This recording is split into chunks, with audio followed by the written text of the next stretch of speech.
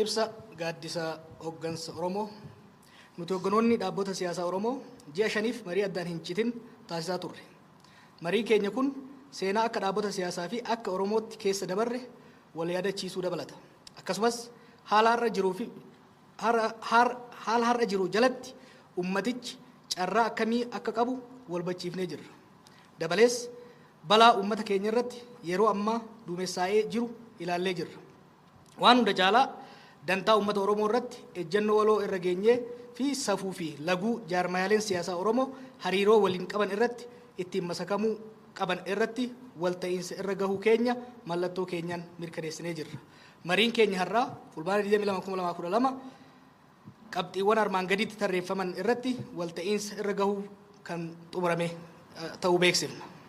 Tokko, hojii qabsoo irratti ammaan booda qindoominaan hojjechuun akka dandeenyuuf gaaddisa hooggansa Oromoo hundeessinee jirra. Waldhabbii fi mufii gidduutti dhalatan gaaddisa kana fiduudhaan furuudhaan hokkarrii fi ololli dhalachuu dhoowwina. Lammaffaan, waan hundaafuu nageenyi jiraachuun murteessaa ta'uu hubachuudhaan nageenya Oromoo fi Oromiyaa keessa jiru ilaalchisee waldhabbiinii fi waraanni lubbuu ilmaan Oromoo fudhachaa jiru hatattamaan akka dhaabbatu humnoota dubbichi ilaalu hundaan ni gaafanna. Waliinis irratti hojjanna. Filmaanni dhufu hundaafuu bilisaa fi haqaan akka gaggeeffamu taasisuu irratti waliin hojjanna. Haala ittiin filmaatichi Oromiyaa keessatti gaggeeffamu irratti mariidhaan murtii irra ni geenya.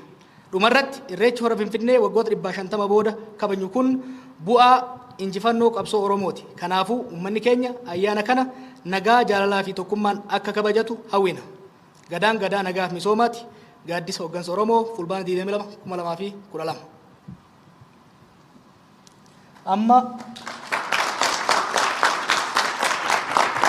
dokumantiilee lamatu mallatteeffamaa. Tokko, ejjennoo waloo core national interest Oromoo fi jaarmoonni kun irratti walii galan yoggaa ta'u, lammaffaan laguu fi safeeffannaa takkaa'u safuu jaarmoonni kun ittiin masakaman ta'a.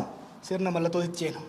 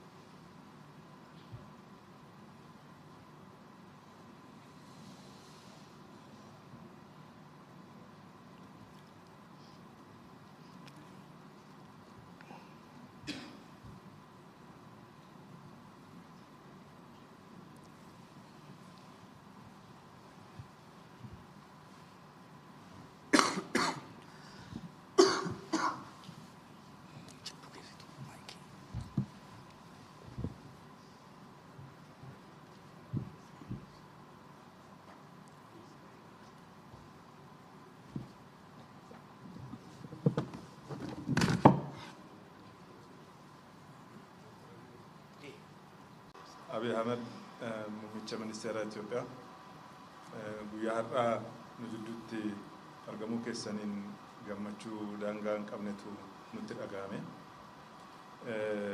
Waan hundarraa immoo walga'iin kun akka ta'uu fi akka mirkanaa'u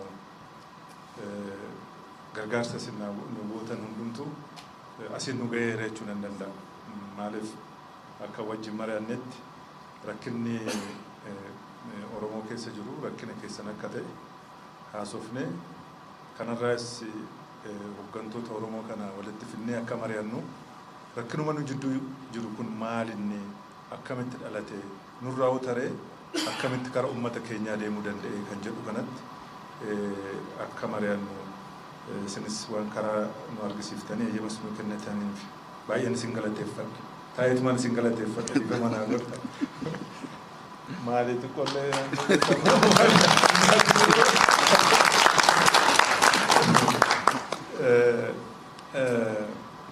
Dr. Abiy tiimiin guyyaa lama wajjin turre kun dhugaa dubbachuudhaaf hoggana yeroo ammaa Oromoon qabudha. Jarri kun baay'een isaanii warra ifaajanii baay'een isaanii jireenya isaanii guutummaa wallaansoo uummata Oromoo kana keessatti warra dabarsanidha. Warri rasaasaan rukutamanii, warra beela'anii, warra ala bulanii waggaa baay'eedhaaf turanidha. Garuu wanna ajaa'ibaa tokkotu jira. Jarri kana wajjin waggaa haasofnu hundumti isaanii nama jechuun dhugaadhaaf warra uummata isaaniitiif falmanii uummata onneen isaanii kun ammas uummata ofiitiif waa buusuudhaaf qophaa'edha. Waa tokko gaafannee turre akkuma wal agarreeni maal jenneeni meegaa walitti dhufne waggaa wal barsiifne wal baraa innee gaafannee guyyaa har'aamee Oromoo kanaaf maal kennitu jennee gaafanne. Maaluma kennitu mee kennaa isin qabdan wanna precious ta'u wanna guddaa tokko kan kiyya jettan tokko uummata kanaaf maaluma kennitu mee har'aa jennee gaafanne innaan kan nama dinqu baay'een isaanii maalin qabaa kan qabu lubbuu tiyya takkittee kanan kennaa jedhan baay'een isaanii. Kanaaf namni sadarkaa san ga'e waan hundumaa gochuudhaaf uummata kanaaf qophiidha jechuudha. Maal jechuu barbaadeni wal'aansoo kana keessatti waan baay'eetu ta'e kun miidhameera, dararameera. Filannoo hin qabnu yeroo ammaa kana tokkummaadhaaf deemuudhaaf filannoo hin qabnu. Kanumatu nu deemsisa. Kanarratti walii galla. Wanna amma jiru kana dhabuudhaaf hin dandeenyu. Maaliif isa dhabuun wanna baay'ee wanna hamaa nutti fiduudhaaf deema. Kanaaf waliin dhaabbanne wal dhageenyee wanna amma jiru kana jajjabeessinee kara fuulduraatti deemna. Ndawam san dura darbee waan guddaa dha'uu hawwaniiru jechuun jecha Adaanechiin kootii gochuu barbaada. Filannuma kanaafuu maaliif wal buru jejjeessinaa jetteerti. Isa kootii guddaan fudhu keessaa tokko. Maaliif Oromoo bira kara filannootti nu gaadem jaarmaa 8-10 qabnee deemurra maqaa tokkoon hoo deemnee moo uummata keenya kara tokkummaatti kara nagaatti fiduu dandeenya kan jedhudha. Kana hundumaa gara fuulduraa bilcheessinee irratti hojjenna. Amma wannuma ammas wannoo ta'e tokko xaliilee bahee tokko jechuu kiyyaa miti. Isa dhawaatuma jajjabeessinee wal baraa wal jajjabeessaa wanna mootummaan keessa jirus wanna atis akka nama tokkotti keessa jirtus hubachaa deemna. Aantee taanee deemnaa jechuudha. Kanaaf kanan hubadhe guyyaa lamaan kana namoota bakka buufanneerra kara nama 5 filanneerra namoonni 5 kun as champions jenneenirra warra hooggantoota ammas ta'an kana wajjiniin warra hojjetanii. Kanaaf sort of structure wayii dhaabuudhaaf yaalleerra jarri kun like a lifeline conduit wayii ta'anii mootummaas nus hundumaa walitti qabanii hin deeman jennee yaan wanna isaan barbaachisu immoo bira dhaabbannee qarqaarra jara kara hundumaanuu waajjiraas hin barbaachisaa hoo ta'e ilaalchas hin barbaachisaa hoo ta'e Oromoo kaanis immoo fidanii hirmaachisuu hoo ta'e maaliif Oromoon baay'een wanna kana keessatti seenuu qaba. Beekan keenya baay'eedha. nama kumaatama karanatti fiduu dandeenya. Kanaaf carraan kun carraa gaariidha. Tarkaanfii gaariidhaan jedha Dr. Abiy. Kanaaf waa hundumaaf akkan duratti jedhetti nu jidduutti argamuun kee dhugaatti nu hundumtu gammanneerra galatoomii. Kanumaaf egaa wanna natti kennan kana sitti dabarsa.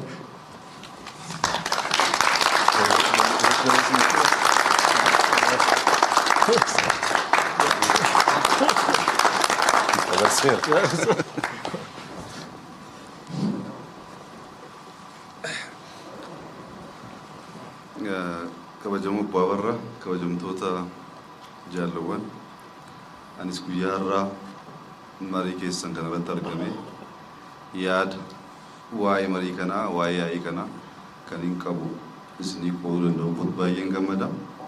Oromoonni yaa'ii waamee wal jebbeessuun, wal qorachuun, yaada walii gabbisuun haaraa miti. Aadaa keenya keessa jira. Kanatti deebi'anii mari'achuu, walirraa baruus, wal barsiisuunis baay'ee murteessaadha. Egaa bu'aan yaa'ii kana gabaabumatti yoo ta'u, siyaasa keenya, siyaasa ammayyaa goonu, jaarraa 21ffaa keessa jirra. As keessa teenyee akka nama aadaa hin qabne, akka nama yaada hin qabne, mari'annee akka dubbii hin hiikneet wal ajjeessuu, wal arrabsuu, wal mancaasuun sirrii miti. Yaada qabnu irratti teenyee mari'annee karaa seera qabeessaan fedhii keenya galmaan gahachuu dandeenya. Keessattuu bara kana keessatti yaada siyaasaa ummataaf ibsachuuf, qabsaa'uuf namni dararamuu, jedhamuu, miidhamuu hin qabu. Karaa nagaa ta'een mari'achaa hojjechuu dandeenya. Yaada jedhu kun yaada guddaadha. Asittis kan dhaabbatu natti hin fakkaatu. Namoota biraafis jaarmiyaalee maqaa garaa garaatiin qabsaa'aniif akka biyyaatti waan hojjetu natti fakkaata. Namni keessootti nagaa hin qabaan, inner peace hin qabaan, there is no way to rally the positive energy. Ofii keenya nagaa hin qabnu taanaan nagaa nama biraa kennuu dandeenya. Ofii keenya yaada badhaadhinaa hin qabnu taanaan nama biraaf yaada badhaadhinaa qooddachuu hin dandeenya. Kanaaf mari'achaa, walirraa barachaa, nageenya biyya keenyaa eegsisnee karaa ammayyaa ta'een siyaasa keenya gabbisaa deemuudhaaf mari'achuun waliin taa'uu jechuun baay'ee murteessaadha. Oromoo keessatti gaaffileen waggaa 30-40 dura ka'aa turan baay'een amma gaaffii ta'uu hin danda'an. Gaaffii haaraa uumuu qabna. Saba guddachaa jiru kan, saba bal'achaa jiru kan, akka biyyaattis itti gaafatamummaa fudhate kan akkaataa kamiin yaada haaraa finnee biyya kana ceessuu dandeenya, gaanfa Afrikaa keessatti gahee keenya taphachuu dandeenya kan jedhu xiqqoo waan ol ka'aa ta'e mari'achuu waan qabnuuf gaaffilee kanaan dura ka'aa turan xixiqqaa dhiisaa, waliigalaa, walirraas barachaa waliin adeemuun murteessaadha. Kan amantanii sagantaa kana qopheessitanii guyyaa lamaaf mari'achuu keessan baay'ee galatas ni gahuu barbaada. Uummanni Oromoos kan nurraa eega. Yeroo rakkoon uumamu eessa deemanii maanguddoon jedhee gaafata. Egaa maanguddoon hojii keessan jalqabdanii jirtu. Warri dargaggoos isinirraa baratanii waliin adeemuun akka danda'amu amantaa guddaan qaba. Filannoon dhufu filannoo bilisa, filannoo dimokiraatawaa ni ta'a. Gaaffii tokko malee. Oromoon injifannoo argatee jira. Oromoon bilisoomee jira. Kana booddee yaadaan mari'atee abbaa barbaade filachuu ni danda'a. Kun ejjennoo keenya, amantaa keenya. Wantichi sun garuu nagaan ta'uu qaba. Mariidhaan ta'uu qaba. Yaadaan ta'uu qaba. Isa achi taanaan akkuma kanaan dura sana badaa waan deemuuf aadaa keenya balleessuu akka hin dandeenye waliin taanee nagaa biyya kanaa eegsisuu akka dandeenyuuf mariin akkasii kun baay'ee murteessaadha. Namoota muuxannoo baay'ee qabantu gidduu jiru. Mariin kun tufuu qaba. Gara kibbaa deemuu qaba. Gara kaabaas deemuu qaba. Warra kaaba wajjin mari'annee biyya kana akkamitti waliin taanee karaa nagaa ta'een waan nuuf tolu argachaa kan kaanii osoo hin saamin walqixxummaa keenya, bilisummaa keenya eeggannee waliin jiraachuu akka dandeenyu mariin akkanaa kun babal'achuu qaba. Obbo Abarraanis foorumii akkasii uumuudhaan jaarmiyaalee siyaasaa walitti fiddee tokkummaa biyyaa, tokkummaa Oromoo, tokkummaa sabaaf sablammii eeguudhaaf hojiin akkasii kun osoo tuffee gaariidha. Galatoomaa gama keenyaan waan nurraa eegamu hundi nagaaf, tokkummaaf hojjechuuf qophaa'aa ta'uu keenya isiniif ibsuun barbaada. Ulfaadhaa.